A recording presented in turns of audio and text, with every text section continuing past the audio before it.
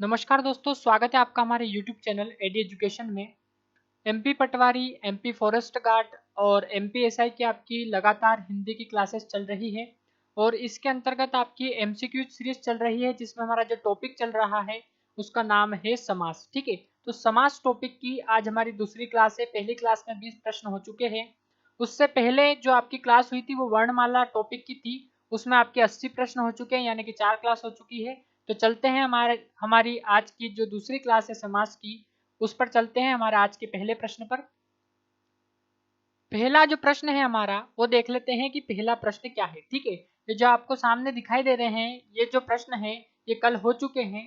इसमें 20 प्रश्न हो चुके हैं समास के, और आज का जो पहला प्रश्न है हमारे सामने वो देखते हैं हम। हमारा जो पहला प्रश्न है वो है 21वां प्रश्न आज का, और पहला प्रश्न आज का पहला प्रश्न और अभी तक जो क्लास हो चुकी है उसका 21वां प्रश्न। प्रतिदिन में समास है। जो प्रतिदिन शब्द दे रखा है आपको, जो सामासिक पद दे रखा है जिसे हम समस्त पद भी कहते हैं, उसमें कौन सा समास होगा ये आपको बताना है। ठीक है, तो प्रतिदिन में कौन सा समास होगा ये आपसे पूछा है। अब इसमें आपको 4 ऑप्शन दिए हैं। पहला जो ऑप्शन है आपका वो है द्वंद्व समास, दूसरा जो है द्विगु समास, तीसरा है अव्ययी भाव समास और चौथा है तत्पुरुष समास। ठीक है, तो प्रतिदिन में कौन सा समास होगा, पिछली क्लास में भी हमने आपको इससे रिलेटेड एक क्वेश्चन दिया था और आज कुछ डिफरेंट क्वेश्चन है आपके सामने, वो आपको बताना है।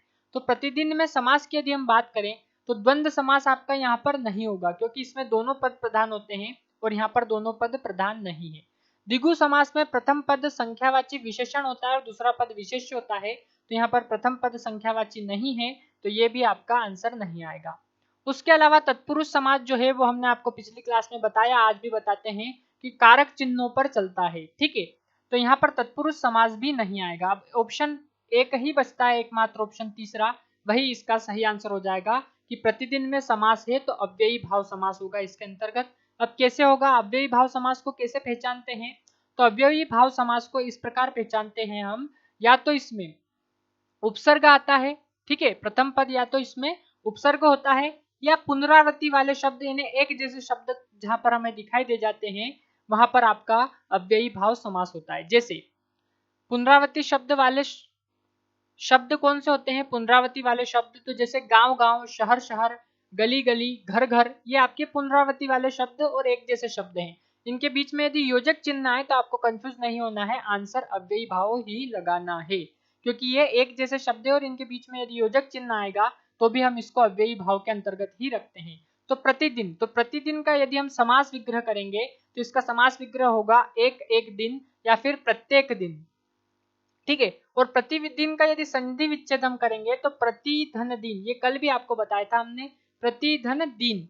ठीक है, बराबर क्या हो जाता है आपका, आपका हो जाता है प्रतिदिन। ठीक है, तो यहाँ पर प्रति क्या है आपका, तो प्रति है उपसर्ग, और अभी हमने आपको बताया उपसर्ग वाले शब्दों को हम अव्ययी भाव के अंतर्गत लेते हैं, तो यहाँ पर अव्ययी भाव समास होगा प्रतिदिन में। अगले प्रश्न पर चलते हैं। अगला प्रश्न आपके सामने स्क्रीन पर है, बहुत ही इंपॉर्टेंट प्रश्न है। निम्न में से कौन सा पद करण तत्पुरुष समास है। ठीक है, करण तत्पुरुष समास आपको बताना है।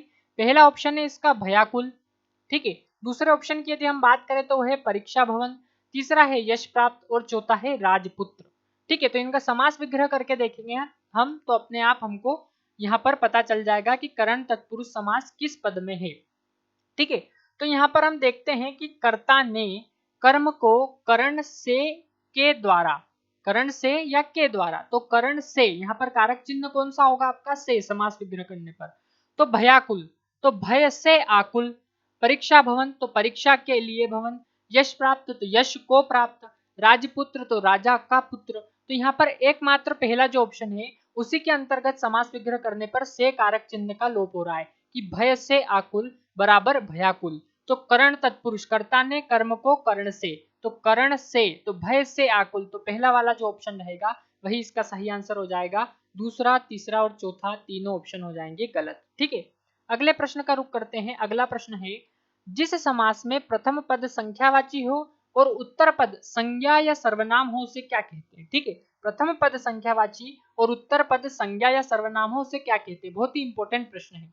इसमें 4 ऑप्शन आपके सामने स्क्रीन पर है। पहला है द्विगु समास, दूसरा है बहुब्रीहि समास, तीसरा है तत्पुरुष समास और चौथा है द्वंद्व समास।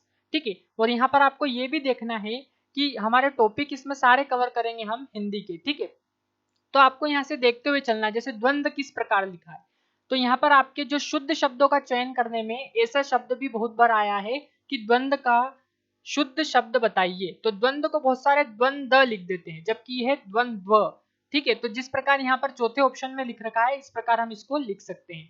फिलहाल समास की बात करते हैं। तो जिस समास में प्रथम पद संख्यावाची विशेषण होता है और उत्तर पद संज्ञा या सर्वनाम होता है, उसे हम क्या कहते हैं, तो उसे कहते हैं द्विगु समास, ठीक है।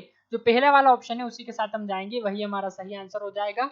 दूसरा, तीसरा और चौथा तीनों ऑप्शन गलत हो जाएंगे, ठीक है। तो द्विगु समास की परिभाषा से भी यहाँ से आप परिचित हो चुके हैं कि जिस समास में प्रथम पद संख्यावाची विशेषण हो और उत्तर पद संज्ञा या सर्वनाम हो, उसे क्या कहते हैं, तो द्विगु समास कहते हैं। जैसे हम देखते हैं चौराहा, तो चौराहा का समास विग्रह करेंगे तो इसमें प्रथम पद संख्यावाची विशेषण है चौराहा में, यहाँ लिख के बताते हैं हम चौराहा, चौराहा, इसमें प्रथम पद संख्यावाची विशेषण है आपका, ठीक है। और उत्तर पद संज्ञा या सर्वनाम है।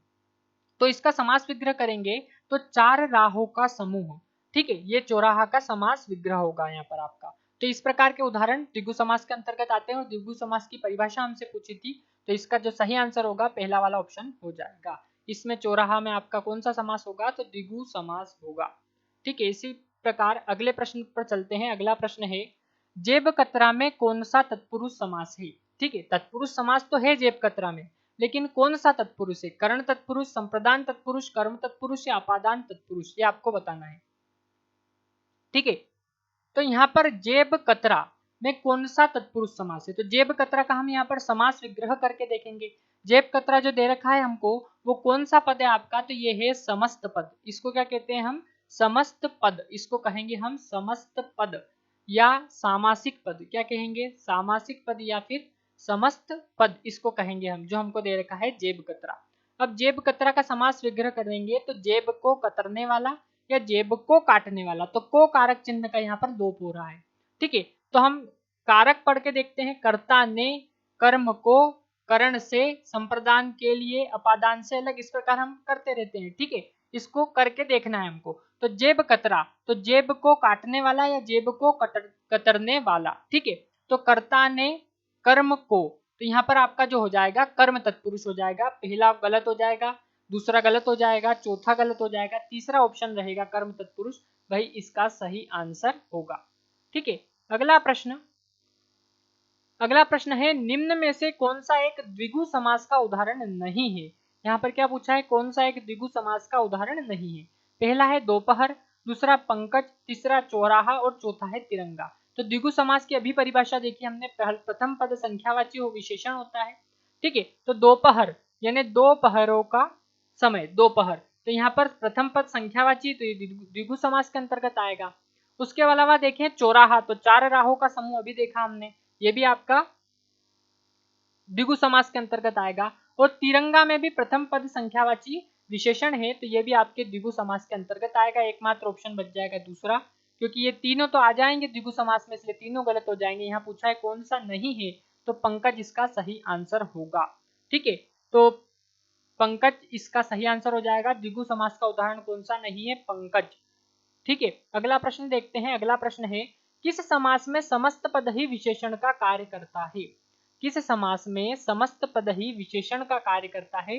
ऑप्शन पहला है द्विगु समास, दूसरा है बहुब्रीहि समास, तीसरा अव्ययी भाव समास और चौथा है तत्पुरुष समास।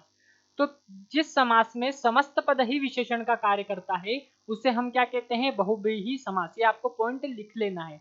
जिस समास में समस्त पद ही विशेषण का कार्य करे उसे हम बहुब्रीहि समास कहते हैं। और समासों का राजा किसे कहते हैं, तो बहुब्रीहि समास को ही कहते हैं, ठीक है। तो दूसरे वाले ऑप्शन के साथ हम जाएंगे, वही इस प्रश्न का सही आंसर होगा। इस समास की परिभाषा क्या होगी, तो पहला, तीसरा और चौथा गलत हो जाएगा, दूसरा ऑप्शन सही रहेगा। बहुब्रीहि की परिभाषा क्या होगी, इसमें दोनों पद प्रधान न होकर अन्य या तीसरा ही कोई पद प्रधान होता है, वहां आपका बहुब्रीहि समास होता है। जैसे लंबोदर, तो समास विग्रह करेंगे, लंबा है उदर जिसका अर्थात भगवान श्री गणेश, इसमें तीसरा ही कोई पद प्रधान है, ठीक है। नीलकंठ, तो नीला है कंठ जिसका अर्थात भगवान शिव, तो यहाँ पर तीसरा ही कोई पद प्रधान है, तो वहां पर आपका बहुब्रीहि होगा। और विशेषण का कार्य करे समस्त पद, वहां पर कौन सा समास होगा, तो बहुब्रीहि होगा। अगला प्रश्न देखते हैं, जिस समास में पूर्व तथा उत्तर दोनों ही पद समान स्तर के हों उसे क्या कहते हैं। ठीक है, ये घुमाकर प्रश्न पूछा है थोड़ा आपसे। जिस समास में पूर्व तथा उत्तर पद दोनों ही पद समान स्तर के उसे क्या कहते हैं। द्वंद्व, बहुब्रीहि, अव्ययी भाव या तत्पुरुष। ठीक है, तो हमने आपको बताया द्वंद्व समास की परिभाषा। ऐसा समास जिसमें प्रथम पद भी प्रधान होता है और द्वितीय या उत्तर पद भी प्रधान होता है या दोनों ही पद प्रधान होते हैं, वहां द्वंद्व समास होता है। तो इसमें आपको पूछ लिया है समान स्तर के हों, तो आपको ध्यान रखना है इसका आंसर भी आपको द्वंद्व ही लगाना है। तो पहला वाला ऑप्शन इसका सही आंसर हो जाएगा, दूसरा, तीसरा और चौथा तीनों ऑप्शन गलत हो जाएंगे।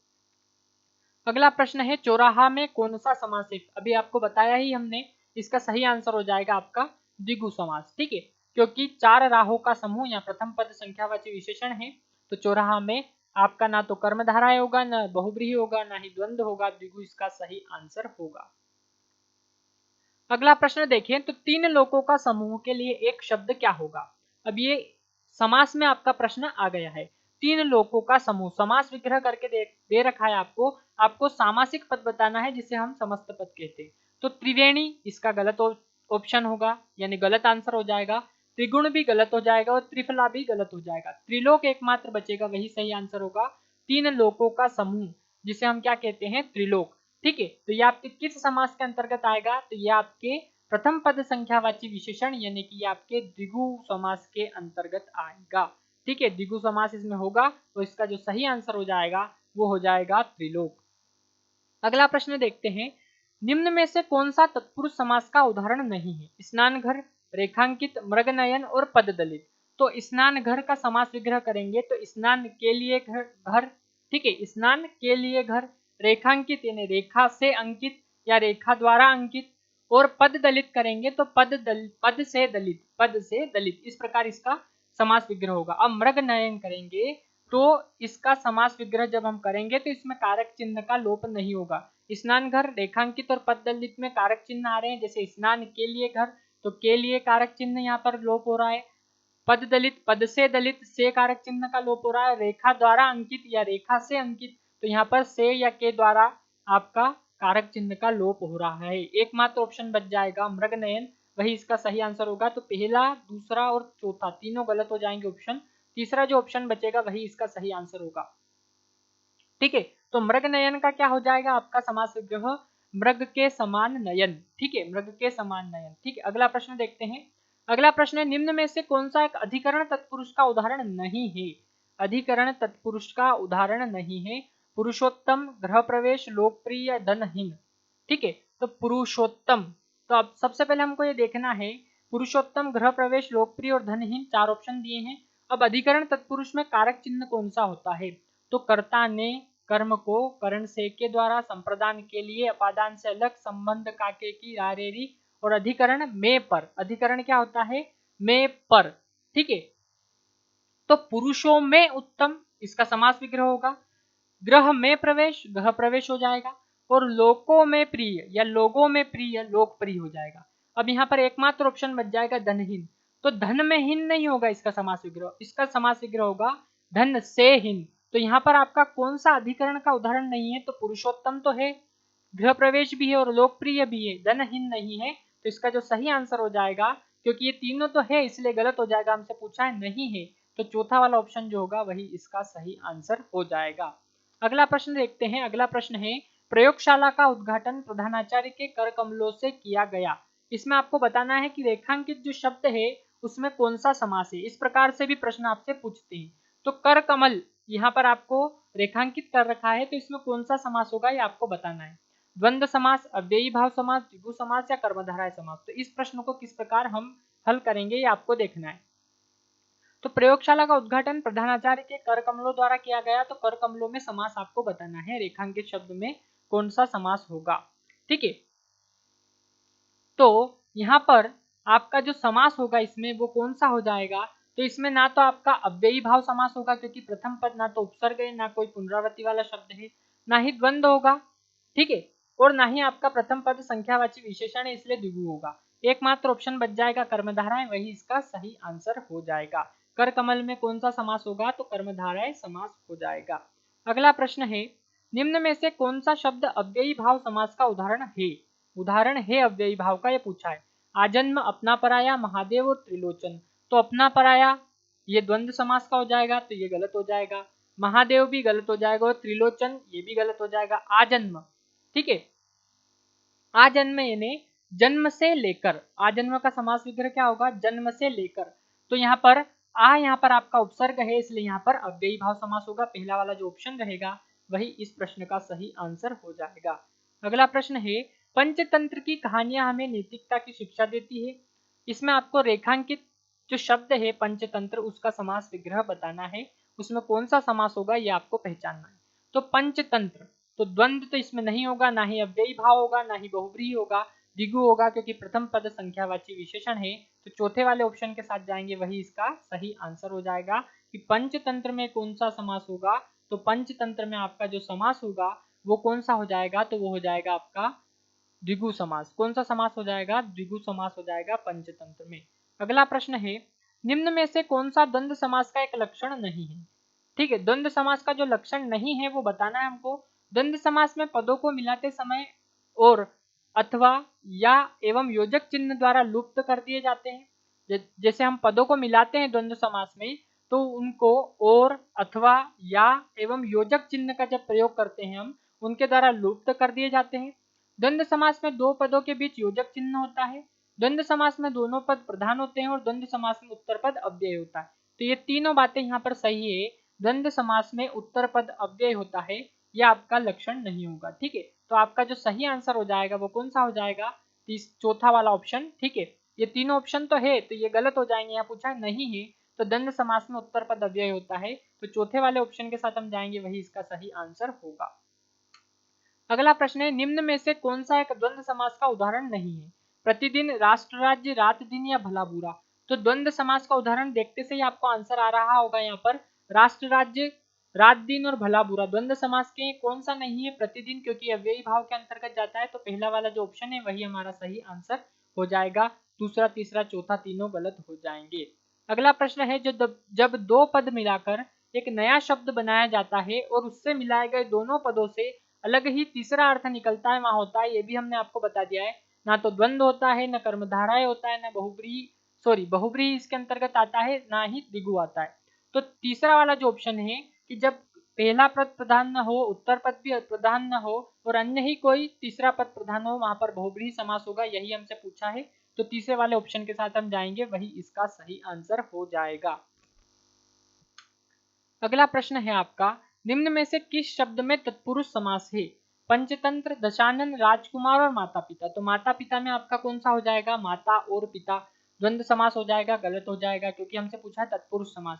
दशानन बहुब्रीहि समास के अंतर्गत चल जाएगा और पंचतंत्र द्विगु समास के अंतर्गत चल जाएगा। एकमात्र ऑप्शन बचेगा तीसरा, राजकुमार। ठीक है, वही हमारा सही आंसर हो जाएगा, ये तत्पुरुष के अंतर्गत जाएगा। ठीक है, अगला प्रश्न है, राज्यसभा शब्द में कौन सा समास है।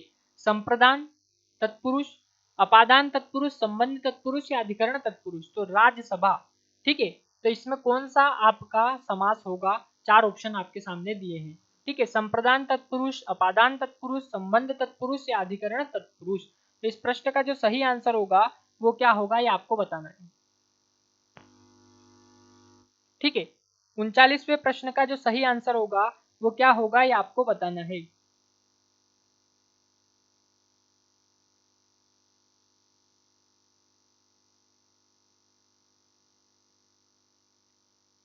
उनचालीसवें प्रश्न का जो सही आंसर होगा वह क्या होगा, ये आपको बताना है। राज्यसभा शब्द में कौन सा समास होगा। ठीक है, तो यहाँ पर आपको जो हमने बताया कि तत्पुरुष समास जो है वो कारकों पर चलता है। इसमें वही पूछा आपसे कौन सा कारक है, और उसको जैसे ही आप पहचान लेंगे तो वह आपका सही आंसर हो जाएगा। तो राज्यसभा का समास विग्रह यदि हम करते हैं तो राज्यसभा का समास विग्रह क्या होगा, राजा की सभा।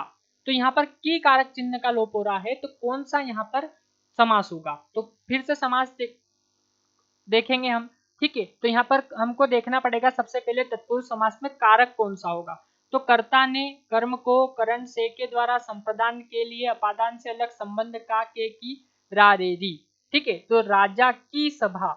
ठीक है, राजा की सभा, तो संबंध में आता है का के की रा रे री, तो का के की, तो राजा की सभा, तो संबंध तत्पुरुष होगा यहाँ पर। जो तीसरा वाला ऑप्शन रहेगा उसी के साथ हम जाएंगे, वही हमारा सही आंसर हो जाएगा, ना कि पहला, दूसरा और चौथा। अगला प्रश्न देखते हैं।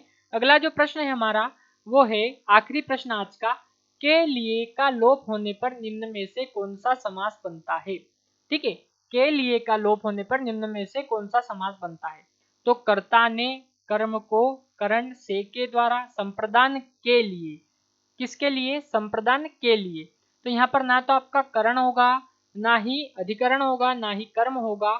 यहाँ पर एकमात्र जो ऑप्शन होगा वो हो जाएगा संप्रदान तत्पुरुष, जो दूसरा वाला ऑप्शन है उसी के साथ हम जाएंगे। इसमें के लिए कारक चिन्ह का लोप होता है।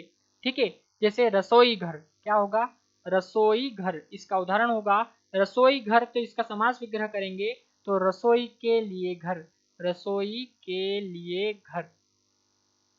ठीक है, तो क्या हो जाएगा, ये आपका रसोई घर इसका उदाहरण हो जाएगा। तो संप्रदान तत्पुरुष इसका सही आंसर होगा।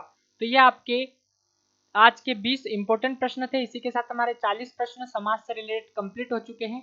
अगले जो 20 प्रश्न हैं समाज के वो अगली क्लास में आपके लिए लेकर आएंगे। तब तक बने रहिए हमारे साथ और देखते रहिए हमारा यूट्यूब चैनल एडी एजुकेशन। धन्यवाद।